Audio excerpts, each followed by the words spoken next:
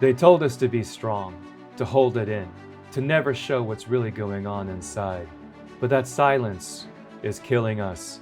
We numb, we medicate, we isolate. We grind, we work, we keep it together.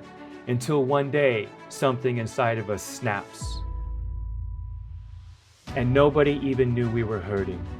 We've been told what to do, say, think, and feel as long as we can remember. Criticized, judged, shamed. This retreat isn't about finding God or chasing light. It's about finding yourself, reconnecting with what makes you a man. It's about showing up for yourself, standing in your truth, and remembering who you are. Here, you drop the armor, stop pretending, and learn how to breathe again. You learn how to speak your truth without fear, without shame, and without apology. This isn't therapy, it's brotherhood, a place to be real, raw, and alive again. If you've been walking through life alone, if you're tired of carrying the weight alone, it's your time to lay it down. It's your time to invest in brotherhood. It's time to invest in yourself. The Pineal Path, February 19th to the 22nd, 2026.